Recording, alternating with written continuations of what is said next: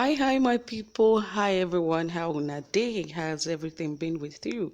Yes, don't forget it's a Saffron Media, and we're here to give you trending, exciting, reliable, and authentic happenings in Nigeria and more.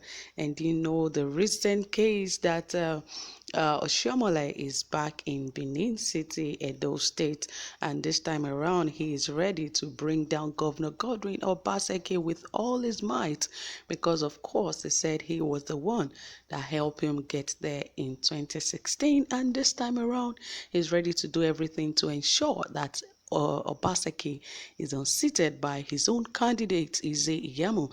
And this time, you know what? He has brought a fresh twist of the forgery case against Obaseki and his deputy. And uh, Oshiomhole is a man of war. He likes to war, and now that he's in Edo State, there will be more tension because he will cause a lot of propaganda, like he normally does, to ensure that his candidate wins the election. But of course, we all know that that is Oshiomhole for you is a man that have so many words inside of him. But anyway, we get into the main details as to the new twist he has added to the case of against Obaseki and Shaibu. But before then, guys, you know how we do it right here. Ensure that you hit the subscribe button. If you are new to this channel, please subscribe and be a part of this family. And if you have been here, you have not subscribed, what are you waiting for? Please do. And ensure you give this video a thumbs up, and don't forget to turn on the notification bell. All right, guys, let us dive right into the details of this report, which is Edo election. Oshiomhole's master stroke, new twist to forgery case against Obaseki and deputy. Before now, many had thought that Adams Oshiomhole's threat to get Governor Obaseki disqualified as candidate of the PDP in the September 19th Edo election was targeted at Godwin Obaseki only. It now appears to be an issue of double jeopardy for PDP as its flag bearer. Details from APC suit challenging Obaseki and Philip Shaibu candidacy, as published by several newspapers, indicates that the PDP and Governor Obaseki's apparently precarious political dilemma may get even more precarious. It's fairly easy to imagine that the PDP family is currently scratching their heads because they probably thought that they had Obaseki covered as regards the forgery and perjury case. However, now that Philip Shaibu has been added to the mix, the PDP obviously has to re-strategize effectively. Earlier this week, the APC had accused the PDP of being the mastermind of a so-called protest by some APC members from Agbede against Agàiñst's running mate, Malam Gani Audu. The protesters had wanted Gani Audu replaced by just any other candidate except their kinsmen, and now in the same week, Obaseki's running mate is potentially facing a more precarious situation. The substance of the new twist is basically weaved around the deputy governor, Philip Shaibu. The plaintiffs are the APC and Mr. Edobo Williams. The suit, with reference number FHC/B/CS/75/2020, alleges that Shaibu presented forged WAEC credentials to the INEC.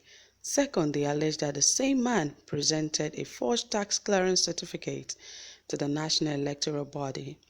Contrary to the Electoral Act in Section 182 of the country's constitution, the charges against Obaseki, however, largely remains previously reported. You may remember that it was the PDP which instituted the original case of forgery and perjury against Godwin Obaseki, the then candidate of the APC in 2016. If there is any substance whatsoever to the allegations against Philip Shaibu, then this can be eventually seen as a masterstroke from Adams Oshiomhole against his former protege when Oshiomhole made his threat. Reportedly on June 17, 2020, he hinted of the APC having new evidence against the current Edo State governor. It makes sense now to assume that the new evidence could have been in reference to Obaseki's deputy, Philip Shaibu. Oshiomhole told reporters about 1 month ago that, fortunate enough, it was the PDP that exposed him. Obaseki in 2016, PDP had filed a case at the Federal High Court, amplifying every forgery segment in his certificate. The APC just managed to escape because the case was filed out of the time and the case was struck out. Now the case has life. So when they file him, we will be at the court to adopt what the PDP filed before the court against him, with additional evidence we now have against him, so we can't wait to have PDP fight him as their candidate. And in order to ensure a successful prosecution, Oshiomhole and the APC have drafted the well-respected Chief Wole Olanipekun San and 4 other sons, amongst others. The man that helped Oshiomhole retrieve his mandate in 2008 after the INEC had declared PDP candidate Osarieme Osumbo as winner of the 2007 Edo gubernatorial election. Olanipekun had remained a mainstay within Oshiomhole and the APC political camp ever since. Remember that he was chief legal counsel of APC all through Adams Oshiomole's short-lived tenure as national chairman. This fact could become added motivation for Olanipekun to annihilate Oshiomole's mortal enemies. Olanipekun also helped the APC achieve victory in several of their legal challenges. He was also part of President Buhari's successful team of legal defense during Atiku's challenge to his victory in 2019 presidential election.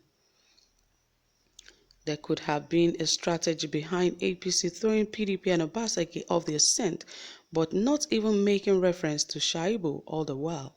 This could have been a ploy to throw Governor Obaseki's campaign off balance. So close to the gubernatorial election, there's now a real danger that APC, choosing to institute the case with a twist at this period of campaigning, could effectively distract PDP's attention to campaign details. This can have a negative or positive impact depending on which camp you belong, on those who are yet to decide on who to vote for between Governor Godwin Obaseki and his opponent, Pastor Osage Ize Iyamo. It is simple psychology that many ordinary voters most times decide against voting if they perceive that their preferred candidate has no chance at electoral victory. The same psychological mindset could dissuade potential Obaseki supporters from coming out to vote if they believe that there is a real chance of him being eventually disqualified. This has a good chance of draining life and passion out of Obaseki's campaign structure.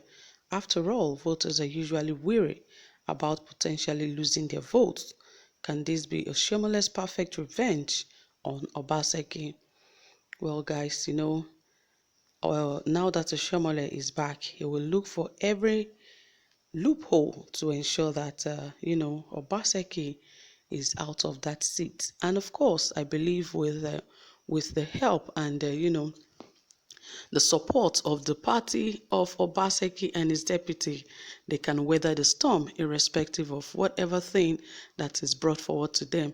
If Ize Iyamu's case of alleged 700 billion naira fraud can be adjourned till after elections, then nothing is impossible. They said a fresh allegation has been leveled against his deputy, and INEC has already given their go-ahead for campaigns to begin, and there's no room for any further change of candidates or even their running mates. And if any party runs into problem now, that will have to take them to court at this very point is very, very dangerous, because that could mean that they are likely not to run for this election. And we hope that will not be the case of Shaibu and Governor Obaseki, because now that Adams Oshomole is in Edo State, is ready to do and undo and make things happen in the APC to ensure that Obaseki does not return to the seat as the governor of Edo State. So it's left for everyone and the people of Edo State to stand up and know what they really want, because